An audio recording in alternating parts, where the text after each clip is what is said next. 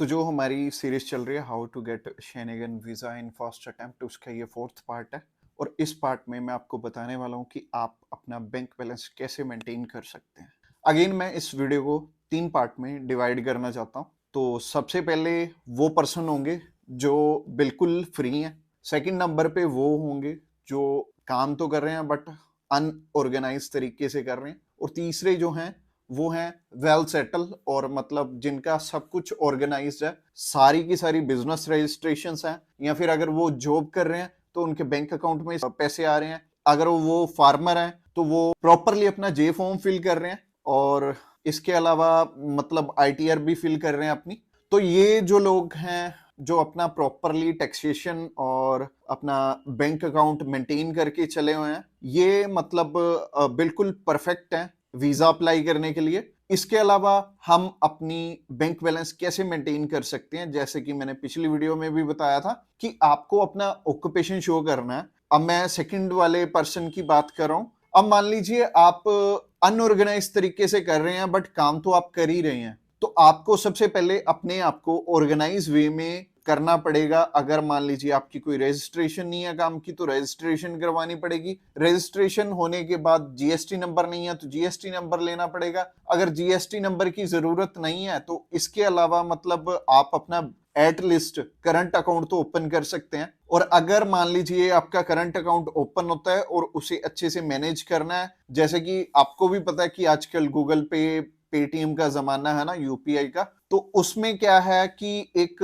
मतलब आपकी ट्रांजैक्शन बहुत ज्यादा बढ़ सकती हैं करंट अकाउंट में, जो कि आपको वेल सेटल दिखाती हैं कि आपका बिजनेस जो है बहुत अच्छा चल रहा है। वैसे इंडिया में बहुत सारा काम कच्चे में चलता है, यानी कि कच्चे में मतलब कैश में। तो जो काम कैश में चलते हैं वो कहीं भी हम एम्बेसी में शो नहीं कर पाते। तो क्लियरली ये बात है कि आपका अगर मान लीजिए कच्चे का भी काम है तो आप अपनी ट्रांजैक्शन जो है बैंक में डिपॉजिट करवाने का टाइम और बैंक से आरटीजीएस एनईएफटी करने का टाइम आप अपना मैनेज करके रखिए। तो अगर आप ये सारी चीजें मैनेज कर लेते हैं तो आपके लिए बहुत अच्छा हो जाएगा। तो अभी फाइनली मैं उन लोगों के बारे में बात करना चाहता हूं जो कि मतलब बिल्कुल फ्री हैं, वो अपना बैंक स्टेटमेंट कैसे रेडी कर सकते हैं। जैसे कि मैंने अपनी पिछली वीडियो में भी बताया था कि जो भी पर्सन फ्री हैं वो मतलब अपनी ऑक्यूपेशन कैसे दिखा सकते हैं। तो ऑक्यूपेशन जैसे मान लीजिए अगर आपका कोई फैमिली या फ्रेंड में से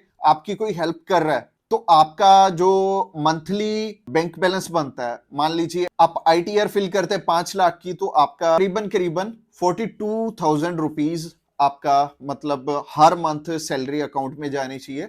और अगर हम राउंड फिगर भी करके चलें तो 40,000 रुपए एटलीस्ट आपके बैंक अकाउंट में जाने ही जाने चाहिए। और इसके अलावा अगर आप अपना सीए से कोई बिजनेस रजिस्टर करवा रहे हैं या फिर कुछ भी ऐसा कर रहे हैं कि आप अपना बिजनेस शो कर रहे हैं खुद का, तो उसमें भी क्या करना पड़ेगा आपको अपना, जैसे एक अच्छे से काम चल रहा होता है तो उसमें क्या ट्रांजैक्शन ज्यादा होती हैं। आप अपने फ्रेंड्स को पकड़िए, आप अपना सबसे पहले तो मैंने आपको कल भी बताया था कि सीए जो है वो आपकी इस चीज में सबसे पहले हेल्प करने वाला है। और सीए सबसे पहले आपका बिजनेस रजिस्ट्रेशन करवाएगा और उसके बाद मतलब फर्दर जितनी भी चीजें हैं, जैसे कि आपका अगर जीएसटी नंबर की जरूरत है तो जीएसटी नंबर, आपकी आईटीआर भरनी है तो आईटीआर, इसके अलावा मतलब सारी की सारी चीजें मतलब मेंटेन ऐसे करनी है हमने बैंक बैलेंस कि हम अगर 5 लाख रुपए का आईटीआर फिल कर रहे हैं तो हमें बैंक बैलेंस मेंटेन करना है कम से कम आपका मतलब 40,000 रुपए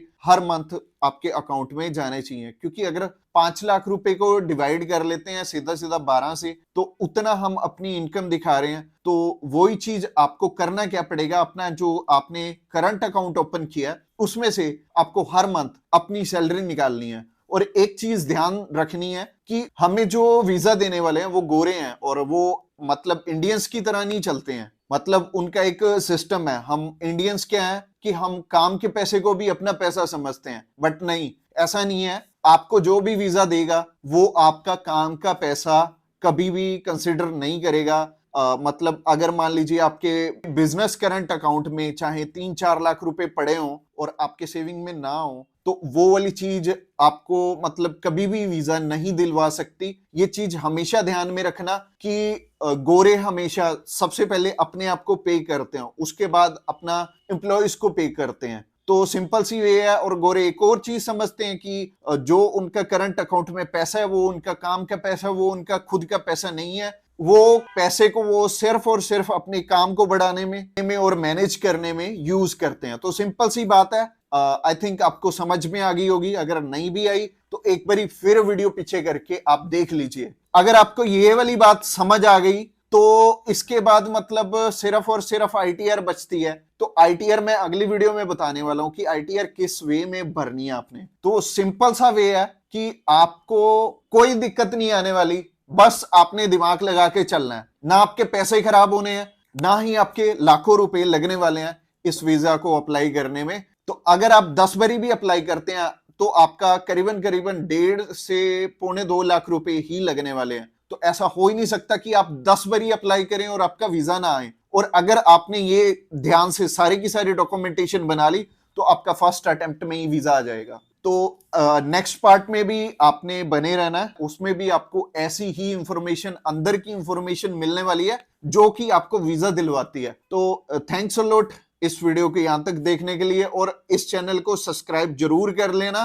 क्योंकि मैं आगे आने वाले टाइम में मैं चाहता हूं कि मैं अपनी नॉलेज जितनी बांट सकूं उतनी अच्छी है। और मैं आपको मतलब हर एक चीज में पहले से ही अवेयर करके चलूंगा कि आपको चलना कैसे है जब भी आपने वीजा अप्लाई करना। Thanks a lot for watching this video till the